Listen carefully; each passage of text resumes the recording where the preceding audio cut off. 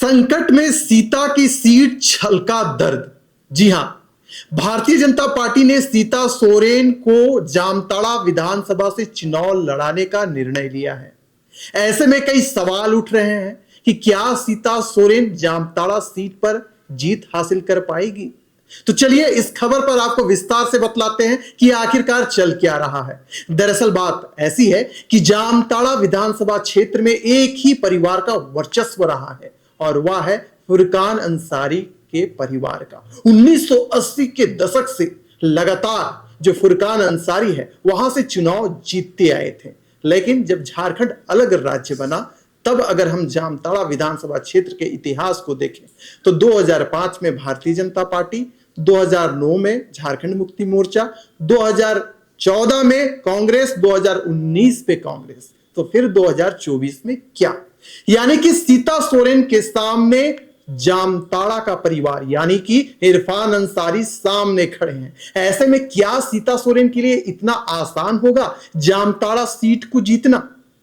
तो चलिए आपको बताते हैं कि जामताड़ा जो विधानसभा है या जो जामताड़ा है वो ईश्वर चंद्र विद्यासागर की कर्म भूमि और साइबर क्राइम के लिए पूरे विश्व में प्रख्यात है, विख्यात है। जामताड़े की चर्चा पूरे विश्व में होती है और इस बार भी चर्चा का कारण है क्योंकि सीता सोरेन जो कि शिबू सोरेन के परिवार से आती हैं, इस बार उन्हें भारतीय जनता पार्टी की ओर से चुनावी मैदान में उतारा गया है। यानी कि वो सीधे तौर पर इरफान अंसारी को टक्कर देने का काम करेगी, लेकिन मामला फंस सकता है क्योंकि यहां पर अगर हम देखें तो कांग्रेस का गढ़ रहा है, यानी कि फुरकान अंसारी का यह गढ़ रहा है। तो क्या सीता सोरेन के लिए इतना आसान होगा जामताड़ा सीट जीत पाना? तो राजनीतिक पंडित बतलाते हैं कि इतना आसान होने वाला नहीं। जैसा दिखता है वैसा होता नहीं और जैसा होता है वैसा दिखता नहीं, ऐसा जो राजनीतिक पंडित हैं वह आकलन कर रहे हैं। अगर हम संथाल पर अपनी नजरों को दौड़ाते हैं तो यही पाते हैं कि 2024 में जो लोकसभा का चुनाव हुआ था उसमें सीता सोरेन को जहां कड़ी टक्कर मिली थी, जो सबसे कम वोट आए थे वह था जामताड़ा का इलाका। यानी कि इरफान अंसारी सीधे तौर पर आईना दिखाने का काम किए थे भारतीय जनता पार्टी को और उन्होंने उस समय इस बात को उजागर कर दिया था, अपनी ताकत को दिखलाने का काम कर दिया था कि अभी भी जो मेरी किला है उसमें कोई सेंधमारी नहीं कर सकते। इरफान अंसारी की अगर हम बात करें तो फिलहाल वह मंत्री हैं, कांग्रेस में उनकी एक अच्छी पकड़ है और जो स्रोत हैं, जो सूत्र हैं, यही बतला रहे हैं कि जामताड़ा में इरफान अंसारी की जो सीट है उसमें कोई सेंधमारी नहीं कर पाएगा और सीधे तौर पर यह जो सीट है वह इरफान अंसारी को ही मिलेगा और इरफान अंसारी ही यहां से चुनाव लड़ने का काम करेंगे। यानी कि अभी आधिकारिक सूचना या हम कह लें घोषणा कांग्रेस पार्टी की ओर से नहीं किया गया है, लेकिन यह 150% तय है कि इरफान अंसारी ही जामताड़ा से कांग्रेस के प्रत्याशी होंगे और सीधे तौर पर सीता सोरेन को टक्कर देने का काम करेंगे। तो देखिए जो राजनीतिक माहौल है, जो इतिहास का पन्ना है, वह यही दर्शाता है कि सीता सोरेन के लिए यह बिल्कुल आसान नहीं होगा कि वह जामताड़ा सीट निकाल ले। हालांकि जो सीता सोरेन है आज उन्होंने प्रेस वार्ता की और भारतीय जनता पार्टी का जो केंद्रीय नेतृत्व है उनका धन्यवाद किया और कहा कि आपने मुझ पर जो भरोसा जताया है मैं उस पर खरा उतरने का काम करूंगी और यह जो सीट है वह भारतीय जनता पार्टी की झोली में डालने का काम करूंगी। लेकिन गठबंधन के तहत इस बार चुनाव लड़ा जा रहा है, यानी जो सीता सोरेन की जो सीधी टक्कर है वह कांग्रेस से तो होगी ही होगी, लेकिन उनके सामने खुद उनके परिवार यानी कि सोरेन परिवार खड़ा होगा और सीता सोरेन को हराने का काम किया जाएगा। जब स्टार प्रचारक झारखंड मुक्ति मोर्चा के कांग्रेस के जामताड़ा की धरती पर उतरेंगे तो यह देखने वाली बात होगी कि वहां के वोटर का इस बार का मन क्या है, किसके तरफ रुझान होती है। लेकिन जो राजनीति को बेहद करीब से झारखंड में जानते हैं वह यही आंक रहे हैं कि यहां पर इरफान अंसारी के पांव को हिला पाना सीता सोरेन के लिए काफी मुश्किल होने जा रहा है। तो चलिए जामताड़ा में इस बार क्या होगा या तो आने वाला समय में पता ही चल जाएगा, क्योंकि 23 नवंबर को मतगणना होगी और उसी दिन इरफान अंसारी के किस्मत का और सीता सोरेन के किस्मत का फैसला हो जाएगा।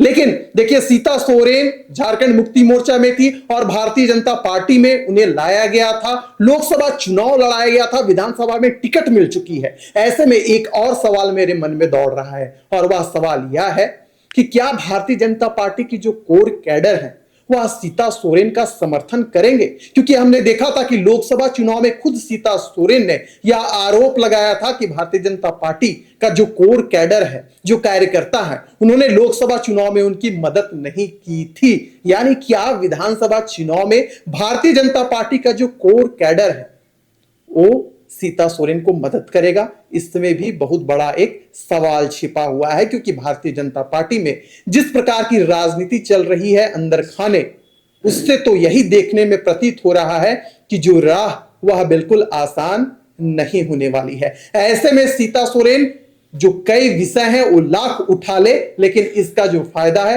वह सीधे तौर पर इरफान अंसारी को ही मिलने वाला है। ऐसा हम नहीं बल्कि जो राजनीतिक पंडित हैं वह आंक रहे हैं। आपने देखा होगा कि बड़े मंच से सीता सोरेन अक्सर बांग्लादेशी घुसपैठिए के मुद्दे, रोहिंग्या मुसलमानों का जो मुद्दा है अक्सर उठाने का काम करती है और कहती है कि जब हमारी सरकार बनेगी तो हम इन्हें खदेड़ने का काम करेंगे, जो डेमोग्राफी बदल रहा है संथाल का उसे रोकने का काम करेंगे। सीता सोरेन यही नहीं रुकती है, खुद अपने परिवार वालों पर भी वह आरोप लगाती है। यानी कि हेमंत सोरेन को वह सीधे टारगेट करती है और कहती है कि सरकार में सब कुछ ठीक नहीं चल रहा है। उन्होंने भ्रष्टाचार सहित कई सारे मुद्दे हैं और इन मुद्दों को लेकर वह सीधे तौर पर मुख्यमंत्री हेमंत सोरेन को कोसती है। ऐसे में जिस मुद्दे को लेकर भारतीय जनता पार्टी जा रही है, खुद सीता सोरेन जा रही है, क्या सीता सोरेन का जो राह है इतना आसान होने वाला है? अगर हम किताबों की दुनिया में जाएं, अगर हम ऐसे मौखिक तौर पर बोले तो हमें समझ नहीं आएगा, लेकिन अगर हम ग्राउंड रिपोर्ट को देखें, जो वहां से ग्राउंड रिपोर्ट आ रही है वह यही कह रही है कि इस बार का जो पासा है वह बिल्कुल पलट जाएगा और हो सकता है तो सीता सोरेन जिस उम्मीद के साथ इस सीट पर उतर रही है, उनका जो उम्मीद है उस पर पानी फिर सकता है। सीता सोरेन हालांकि देखिए भारतीय जनता पार्टी में शामिल हो गई हैं, भारतीय जनता पार्टी के स्टार प्रचारक भी आएंगे और वहां पर चुनाव प्रचार में सीता सोरेन के लिए काम करेंगे। लेकिन हमने देखा है योगी आदित्यनाथ भी जामताड़ा की धरती पर पहुंचे थे और सीता सोरेन की जो हार हुई उसे जीत में वह भी तब्दील नहीं कर पाएंगे। ऐसे में भारतीय जनता पार्टी की क्या रणनीति होगी सीता सोरेन को लेकर, यह तो आने वाला समय में पता चल ही जाएगा। लेकिन जो शब्द राजनीतिक गलियारों में गूंज रहा है, जो आवाज उठ रही है, वह यही कह रही है कि सीता सोरेन की जो राह है वह आसान नहीं होने वाली है। और मुझे यह सोचने में भी थोड़ा चिंता होता है कि आखिरकार सीता सोरेन को जामताड़ा सीट से क्यों लड़ाया जा रहा है। आखिरकार सीता सोरेन का कौन सा ऐसा फैक्टर है, कौन सा ऐसा मायाजाल है जो जामताड़ा में इंपैक्ट के साथ इफेक्ट डालने का काम करेगा। लेकिन चलिए यह देखना दिलचस्प होगा कि सीता सोरेन जामताड़ा विधानसभा सीट को भारतीय जनता पार्टी के झोली में कैसे डालती है।